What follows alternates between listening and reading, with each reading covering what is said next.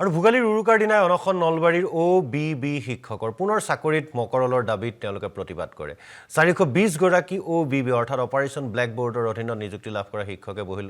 অনখনত নলবাৰী জিলা আছুৰ কাৰ্যালয়ত এই প্ৰতিবাদী কাৰ্যসূচী 420 গৰাকীকৈ পুৱা 9 বজাৰ পৰা 24 ঘণ্টা অনখনত বহে বঞ্চিত শিক্ষকসকলে তেওঁলোকে অসম গণ পৰিষদৰ সৰকাৰ দ্বিতীয়বাৰ সৰকাৰ হোৱাৰ দিনত চাকৰি লাভ কৰিছিল যি OBB শিক্ষক বুলি কোৱা হয় অৰ্থাৎ অপাৰেশ্যন ব্লেকবোৰ্ড নামৰ এক যি আঁচনি লৈছিল তাৰ অধীনত তেওঁলোকক নিযুক্তি দিয়া হৈছিল কিন্তু পৰৱৰ্তী সময়ত কংগ্ৰেছ চৰকাৰ অহাৰ পিছত তেওঁলোকক চাকৰিৰ পৰা আঁতৰাই দিয়া হয় যথেষ্ট তাত অন্যায় হৈছিল বুলি কোৱা হয় নীতি অনিয়মেৰে চাকৰি দিয়া হৈছিল বুলি কৈ কিন্তু তাৰ পিছৰ পৰাই তেওঁলোকে বঞ্চিত হৈ থাকে আৰু পুনৰ চাকৰি ঘূৰাই দিয়াৰ দাবীত এইদৰে অনশন কৰিছে আৰু এই সন্দৰ্ভত আমাৰ নলবাৰী সাংবাদিক চন্দন শৰ্মাৰ এক প্ৰতিবেদন আছে সেয়া আগবঢ়াইছোঁ উৰুকাৰ দিনটোতে দেখিবলৈ পোৱা গৈছে নলবাৰী যি অবিভক্ত নলবাৰী জিলাৰ 420 গৰাকী OBB শিক্ষকে আজি সদৌ নলবাৰী জিলা ছাত্ৰ সন্থাৰ কাৰ্যালয় প্ৰাংগণত তেওঁলোকে আজি অনশন কাৰ্যসূচী গ্ৰহণ কৰা দেখিবলৈ পোৱা গৈছে আৰু ইতিমধ্যে মহামান্য গুৱাহাটী উচ্চ ন্যায়ালয়ৰ ৰায়ৰ ভিত্তিত যি অবিভক্ত নলবাৰী জিলাৰ 420 গৰাকী OBB শিক্ষকক পুনৰ চাকৰিত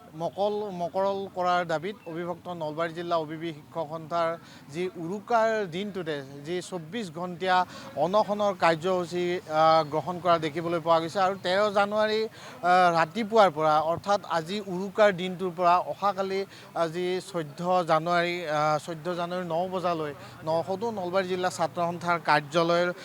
প্ৰাংগণত এনেধৰণে যি অনশন কাৰ্যসূচী হাতত লোৱা দেখিবলৈ পোৱা গৈছে আৰু ইতিমধ্যে যি দেখিবলৈ পোৱা গৈছে নলবাৰী জিলাৰ বিভিন্ন প্ৰান্তৰ OBB শিক্ষকসকল আহি আজি উৰুকাৰ দিনটোত এনেধৰণে অতি দুখ মনে তেওঁলোকে যি তেওঁলোকৰ ঘৰত আজি আখলত জুই নজ্বলা এক অৱস্থা আৰু এই লোকসকল আহি OBB শিক্ষকসকলে ইতিমধ্যে কিন্তু বয়সৰ তেওঁলোকৰ চাকৰি কৰাৰো যি বয়স উকলি গৈছে 2001 চনত OBB শিক্ষকসকলে তেওঁলোকে নিযুক্তি লাভ কৰিছিল কিন্তু চৰকাৰৰ যি অৱহেলাৰ ফলত গুৱাহাটী উচ্চ ন্যায়ালয়ে ৰায় দিয়াৰ পিছতো তেওঁলোকৰ চাকৰি নিয়মীয়াকৰণ কৰা নহ'ল দেখিবলৈ পোৱা গৈছে এনেধৰণে OBB শিক্ষকসকল আহি আজি আমৰণ অনশন কাৰ্যসূচী গ্ৰহণ কৰা দেখিবলৈ পোৱা গৈছে আজি ৰাতিপুৱা প্ৰায় 9 বজাৰ লগে লগে কাৰ্যসূচী এনেধৰণে গ্ৰহণ কৰা দেখিবলৈ পোৱা গৈছে এগৰাকী শিক্ষক আছে মন্তব্য ল'ব বিচাৰিম কি ক'ব আজি যিহেতু উৰুকাৰ দিনটোত আপোনালোকে অনশন কাৰ্যসূচী গ্ৰহণ কৰিছে আচলতে মহামান্য আদালতে ৰায় দিয়াৰ পিছত আমি খুব আশা কৰিছোঁ আমি নলবাৰী জিলাৰ 420 গৰাকী OBB শিক্ষকৰ পৰিয়ালে যে আমাৰ চাকৰিটো নিশ্চয় বাহাল ৰাখিব চৰকাৰে কিন্তু যোৱা মানে ডেৰ মাহ গ'ল আজিলৈকে চৰকাৰে এই ক্ষেত্ৰত কোনো ধৰণৰ পদক্ষেপ গ্ৰহণ নকৰাত আমি আচৰিত দিছোঁ আমি অত্যন্ত আশা কৰিছিলোঁ যে এইখন চৰকাৰৰ দিনত আমি কোনো ধৰণৰ আন্দোলন কৰা নাই এটা কাৰণত যে চৰকাৰখনে আন্দোলন কৰিলে বেয়া পায় গতিকে আমাৰ সমস্যাটো সমাধান কৰাৰ প্ৰতিশ্ৰুতি মাননীয় জয়ন্ত মল্ল বৰুৱা ডাঙৰীয়াই আমাক দিছিলে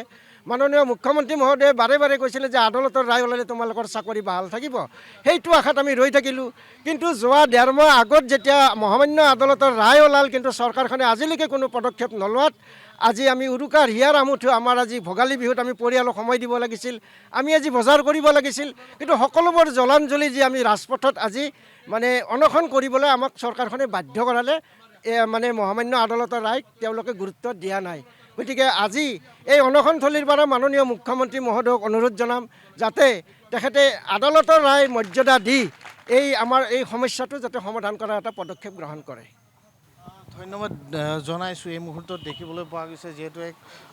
শোকাকুল পৰিৱেশ বুলি ক'ব লাগিব প্ৰতিজনৰ লোকৰ মুখত যি শিক্ষকসকল আছে এই শিক্ষকৰ কিন্তু চকুত প্ৰায় এক প্ৰকাৰ চকুলো দেখিবলৈ পোৱা গৈছে যিহেতু আজি উৰুকাৰ দিনটোত তেওঁলোকে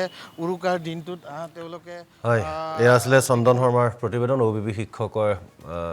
চাকৰি পুনৰ মকৰল কৰাৰ দাবীত তেওঁলোকে প্ৰতিবাদ কৰিছে 24 ঘণ্টা অনশন কাৰ্যসূচীত লৈছে